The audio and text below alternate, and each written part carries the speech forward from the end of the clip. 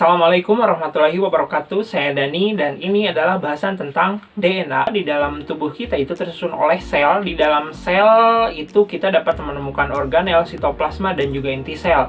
Di dalam inti sel itu terdapat DNA yang mana pada sewaktu sel tersebut akan membelah, maka DNA itu akan memadat dan membentuk kromosom. Bahasan tentang kromosom sudah kita jelaskan pada video sebelumnya. Jika Anda belum menonton, silahkan klik link di atas.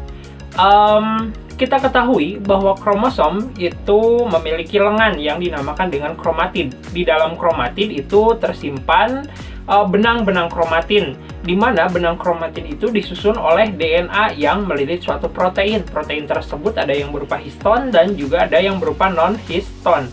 Dan yang akan kita bahas dalam video ini adalah tentang DNA-nya. Juga nanti akan kita bahas bagaimana hubungan DNA dan RNA dan perbedaannya seperti apa. Lalu, bagaimana kenampakan DNA? Seperti apakah DNA itu? Memang DNA itu tidak bisa dilihat oleh mata telanjang. Seperti kita ini itu tidak akan bisa melihat DNA. Mana nih, katanya manusia ada selnya, terus di dalam sel ada DNA-nya, tapi kok nggak kelihatan? Ya memang nggak seperti itu aturannya ya. Kenapa? Karena untuk melihat sel saja kita susah, apalagi melihat DNA-nya. Menurut James Watson dan Francis Crick, ini seorang ilmuwan yang dia dari hasil risetnya dia menyusun suatu model DNA. Ini model ya. Model itu artinya buah dari pemikiran seseorang yang dituangkan ke dalam bentuk, ke dalam wujud nyata gitu. Francis Crick dan James Watson menyebutkan bahwa DNA itu memiliki struktur double helix. Double helix artinya dia tersusun atas rantai yang ganda, double, kemudian tersusun melengkung ya, helix. Mungkin Anda pernah beli kentang spiral ya. Nah, itu helix tuh. Nah, DNA seperti itu. Atau lihat saja pada video, itulah yang dinamakan DNA double helix. Berdasarkan model yang dibuat oleh James Watson dan Crick, disebutkan bahwa DNA itu memiliki komponen penyusun. Di antaranya itu ada fosfat, kemudian gula pentosa, dan juga basa nitrogen. Ketiga komponen tersebut saling menyusun membentuk suatu nukleotida. Dan nukleotida yang satu dengan nukleotida yang lainnya itu berikatan sehingga membentuk polinukleotida. Sehingga DNA itu disebut juga dengan polinukleotida. Lalu DNA itu singkatan dari apa? Oke, DNA itu D-nya dari deoksiribo, kemudian N-nya nucleic, kemudian A-nya acid atau asam deoksiribosa. Singkatan DNA itu diambil dari komponen-komponen yang menyusun molekul DNA itu sendiri. Komponen penyusun DNA yang pertama itu adalah gula deoksiribosa. Sesuai dengan namanya, gula deoksiribosa. Deoksi, D itu kehilangan, oksi itu oksigen. Artinya gula yang kehilangan oksigen. Gula deoksiribosa susunannya seperti ini. Dia memiliki karbon berjumlah 5, pentosa, kemudian dari mulai atom karbon nomor 1, nomor 2, nomor 3, 4, dan 5. Gula ini akan berikatan dengan fosfat, juga berikatan dengan basa nitrogen.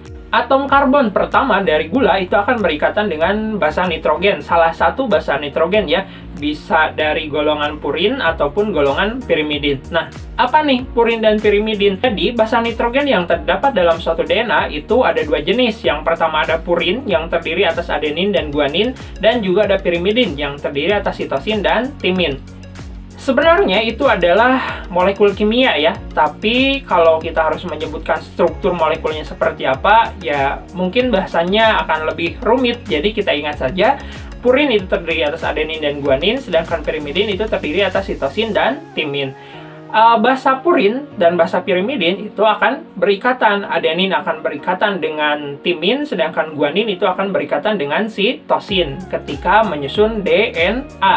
Adenin dan timin itu disatukan atau diikatkan oleh dua ikatan hidrogen, sedangkan guanin dan sitosin itu disatukan atau diikatkan oleh 3 ikatan hidrogen. Seorang ilmuwan bernama Chargaff mengatakan bahwa basa nitrogen yang terdapat dalam suatu organisme atau dalam suatu untaian DNA itu memiliki persentase yang selalu sama. Artinya begini, jika adenin dalam suatu DNA itu ada 15%, maka timin juga akan ada 15%. Kenapa demikian? Karena adenin dan timin itu selalu berpasangan. Sehingga dapat kita tebak kalau adeninnya ada 15%, berarti timinnya juga ada 15%. Kalau masih bingung, contohnya begini. Jika dalam suatu DNA terdapat 3 basa nitrogen adenin, maka basa nitrogen timinnya juga akan ada 3. Kenapa? Karena adenin akan selalu berikatan dengan timin, sehingga jumlahnya akan tetap sama. Contohnya begini.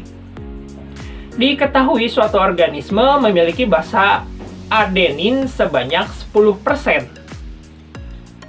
Pertanyaannya, berapakah basa guanin yang dimiliki organisme tersebut? Oke, kita ingat adeninnya ada 10%, berarti timinnya juga ada 10%. Adenin dan timin itu 20%, berarti sisanya yang 80% itu adalah guanin dan sitosin. Ya, tinggal kita bagi 2 aja, 80 dibagi 2 berarti 40% guanin dan 40% sisanya itu adalah sitosin. Itu aturan Sargap untuk menentukan presentasi basa nitrogen yang terdapat dalam suatu DNA. Kemudian komponen penyusun DNA berikutnya itu adalah fosfat. Fosfat ini menjadi tulang punggung dari DNA, di mana satu nukleotida dengan nukleotida yang lainnya itu akan saling berhubungan, di mana fosfatlah yang membuat backbone atau tulang punggung hubungan tersebut.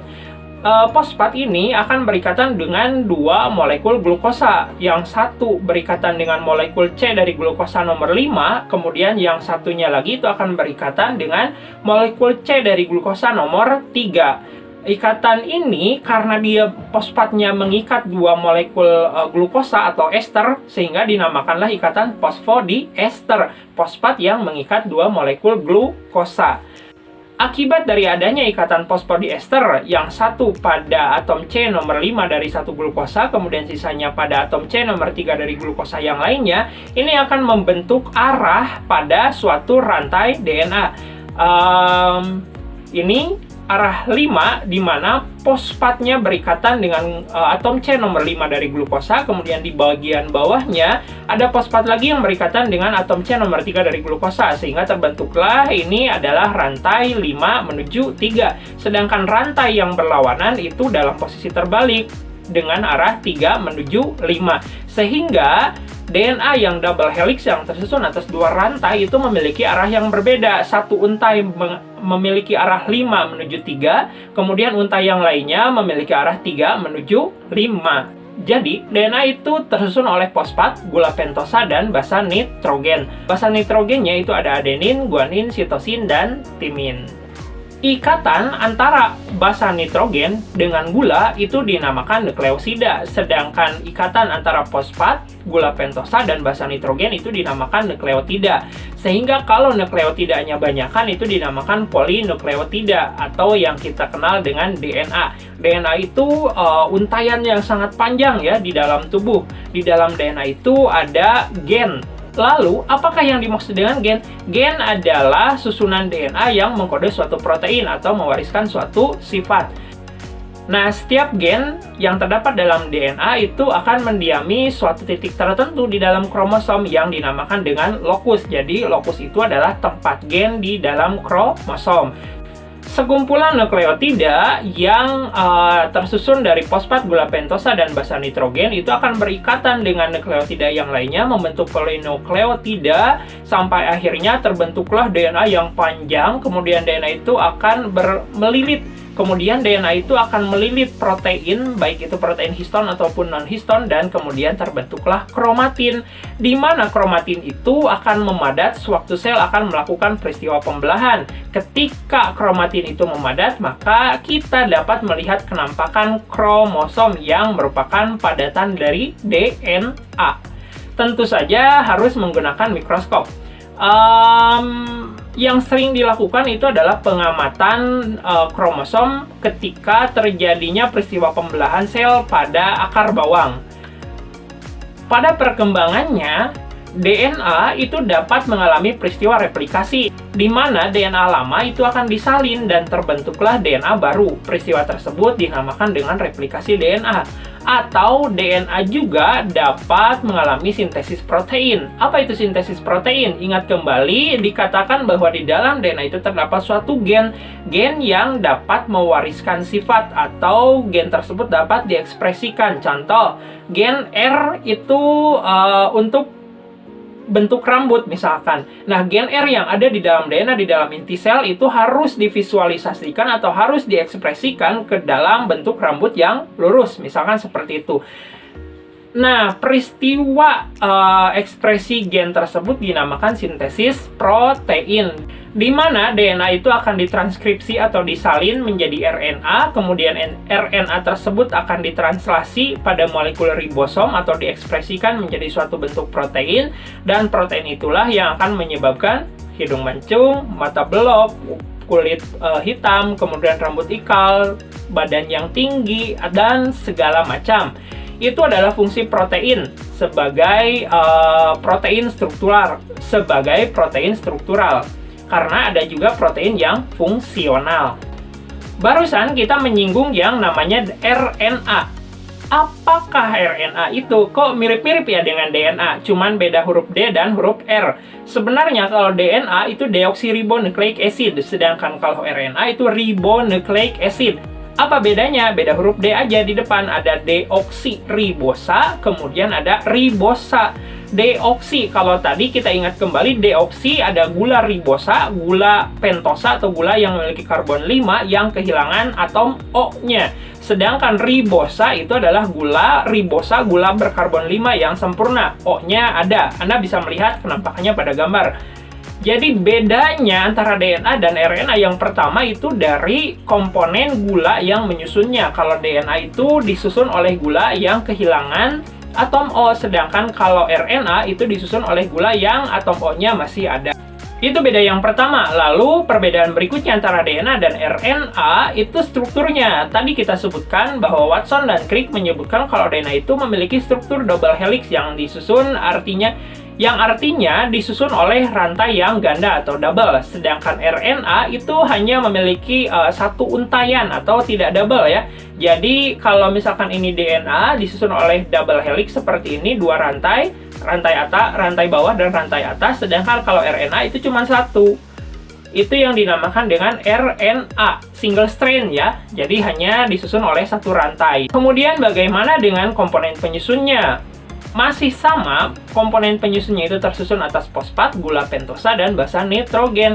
Hanya saja yang membedakannya tadi sudah kita bahas di pertama, gula yang menyusunnya kalau RNA itu ribosa, gula berkarbon 5 yang atom O-nya itu ada, sedangkan kalau DNA itu gula deoksiribosa yang kehilangan atom O.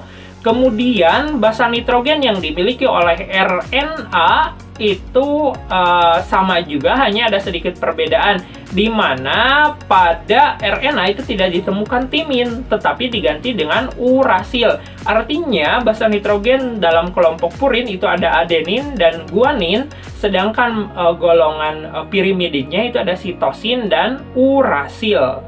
Sehingga pada nanti proses sintesis protein, apabila kita menemukan basa nitrogen adenin pada DNA, maka di dalam urasil itu tidak akan terbentuk timin. Kenapa? Karena RNA itu tidak memiliki timin, tetapi akan dibentuklah urasil, karena yang terdapat di dalam RNA itu hanya urasil. Peristiwa sintesis protein akan kita bahas di video selanjutnya. Kemudian perbedaan yang lainnya, kalau DNA volumenya tetap, sedangkan kalau RNA itu volumenya bisa berubah-berubah sesuai dengan laju sintesis protein yang terjadi di dalam suatu sel. Kemudian DNA dapat kita temukan di dalam inti sel, juga kloroplas dan di dalam mitokondria. Tetapi tidak akan kita temukan di dalam sitoplasma. Sedangkan kalau RNA itu bisa kita temukan dalam inti sel, juga dapat kita temukan dalam sitoplasma. Karena ketika sewaktu terjadi peristiwa sintesis protein, maka RNA dari dalam inti sel itu akan keluar menuju ke sitoplasma. Jadi, kesimpulannya, DNA itu adalah materi genetik yang memiliki struktur double helix yang tersusun atas komponen fosfat, gula pentosa, dan juga basa nitrogen. Tetapi gula pentosa di sini adalah deoksiribosa ya. Kemudian basa nitrogennya adenin, guanin, sitosin, dan juga timin. Sedangkan RNA itu suatu materi genetik yang memiliki rantai tunggal, kemudian disusun oleh fosfat, gula pentosa yang merupakan gula ribosa, kemudian ada basa nitrogen yang tersusun atas adenin, guanin, sitosin, dan urasil. Sekian dulu materi tentang DNA. Jika ada pertanyaan, silahkan Anda tuliskan di kolom komentar. Jika ada kekeliruan yang saya sampaikan, juga silahkan tuliskan koreksi Anda di kolom komentar. Semoga ini baik buat Anda. Terima kasih. Assalamualaikum warahmatullahi wabarakatuh.